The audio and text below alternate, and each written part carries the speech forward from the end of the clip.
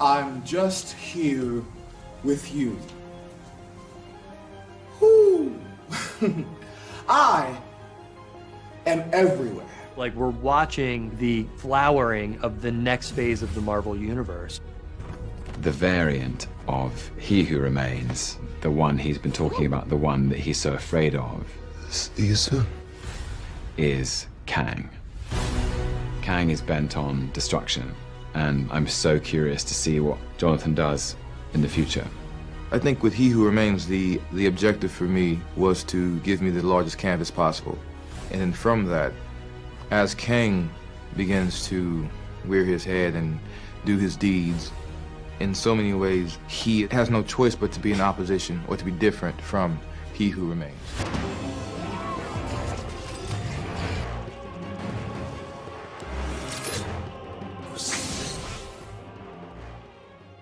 So the stage was set for Antman 3, Quantumania, aka Quantumania. In the finale of Loki Season 1, we just didn't know what ramification we would have throughout the MCU in post. Movies such as Spider-Man No Way Home, Doctor Strange 2, and Thor Love and Thunder. Now, John Majors, who played He Who Remains, was killed by Sylvie, aka the female Loki, in Loki Season 1. It set the stage for Kang the Conqueror with his final words, "I'll see you soon." He Who Remains utters as his not last words, so dark. He won the Loki variant, i.e. Sylvie and Loki. After all, he'll be back in one form or another if they choose to kill him, which they did kill He Who Remains. Now, what is interesting is during this dialogue, he also says, "I am not here, I am absolutely everywhere." As we know, Marvel Studios could have decided to put Kang the Conqueror in the Avengers Endgame storyline because Kang is a multiversal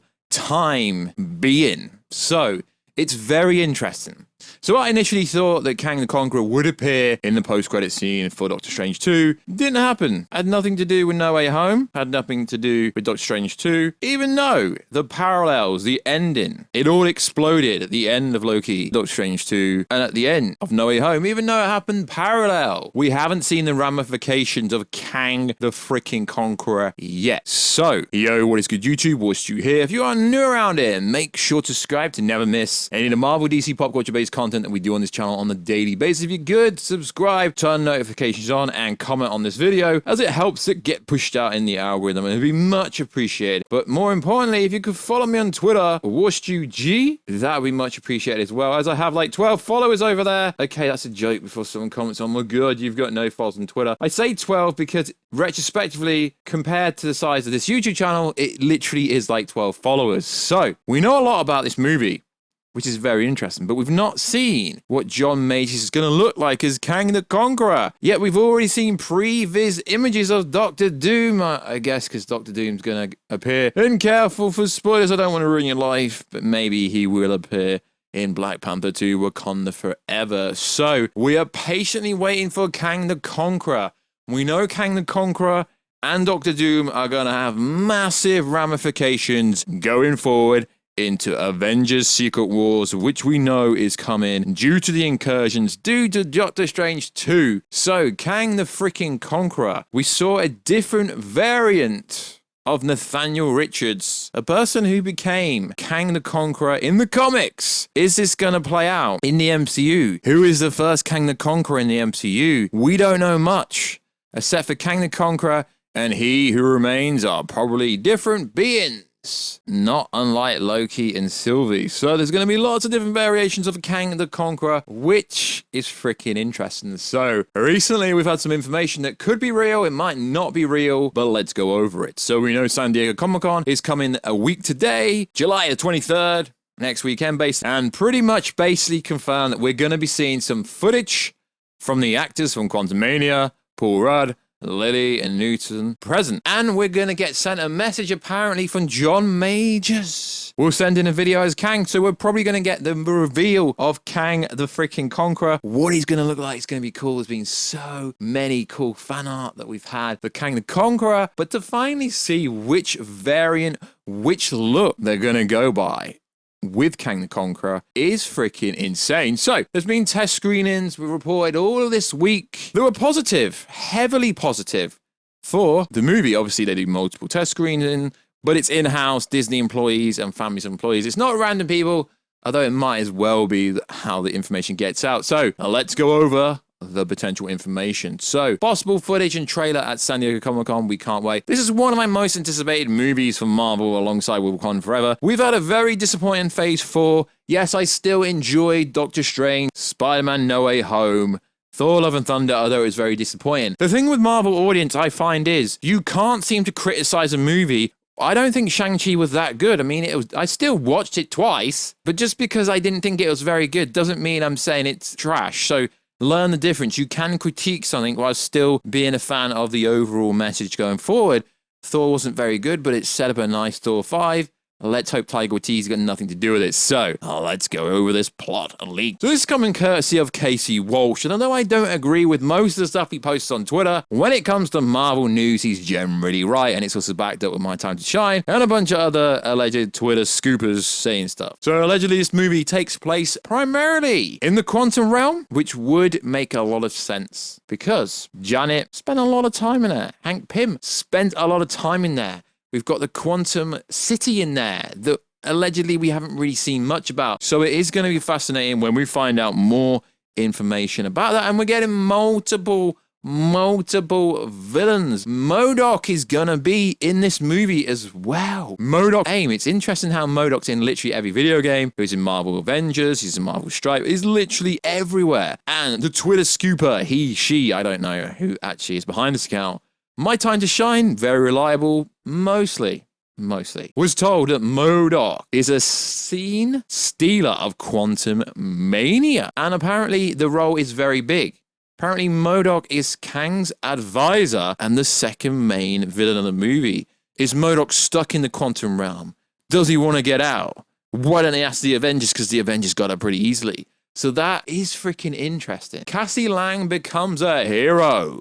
The ending is a French kiss, possibly sets up another team. Here's a hint, revealing a character in this film got me in trouble with a studio.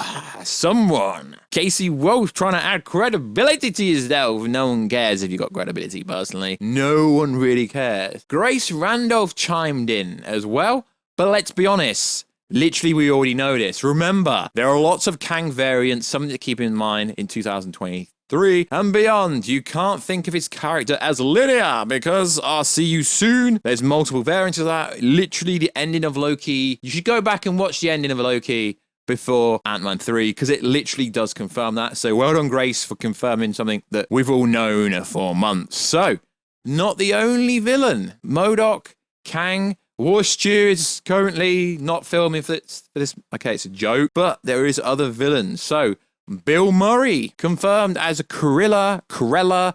I've probably said it wrong. I don't care. Corey Stoll, confirmed as Modok, kind of. Somewhat confirmed as Modok.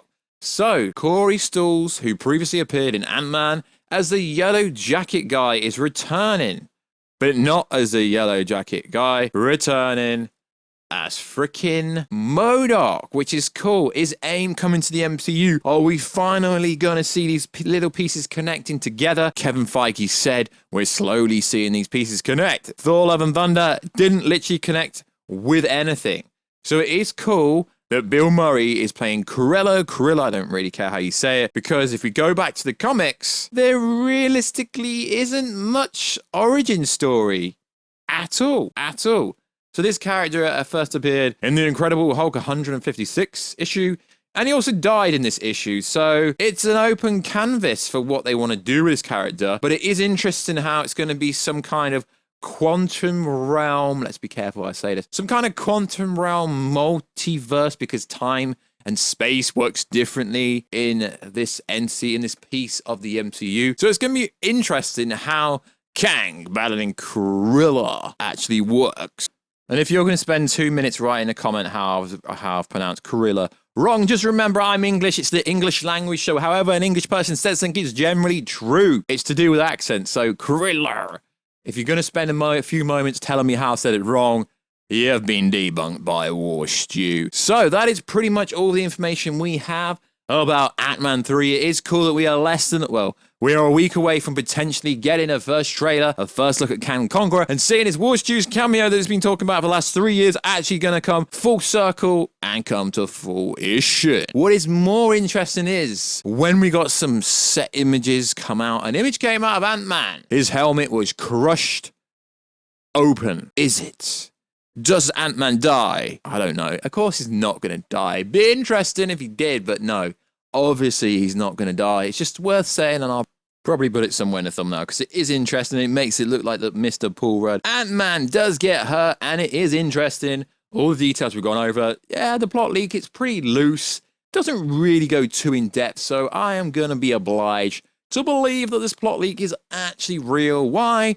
Because as I've just said, and as I said throughout this video, it's not really going into great detail about what happens. Possibly sets up another team. Is it Young Avengers? We don't know, but Cassie becomes a hero. She's going to be part of the Young Avengers. It's all building up to Secret Wars, and are we going to get Mr. Victor Von Doom, Mr. Doctor Doom? Is he going to come head-to-head with Kang? What is Modok's plan? Modok, does he want to break out of the quantum realm and build AIM? Just like AIM's being a vocal part of Marvel Avengers video game, a vocal part of the Marvel comic universe, and Kang versus Gorilla, a multiversal quantum realm war. This movie should have the highest budget of them all, based on what apparently is going to be in this movie, seeing as they're going to be in the quantum realm, so it's going to be CGI heavy, VFX heavy, which literally every Marvel movie is CGI heavy to the point where they would CGI the freaking characters in 100% if they could. So like always, guys, please subscribe to the channel, turn notifications on, comment to help the algorithms, help the video get pushed out. Check us out on Instagram at Warstu if you want to see the beautiful face behind that beautiful voice. And check us out on Twitter, WarstuG. And I will catch you in another video very soon, guys. Catch you later.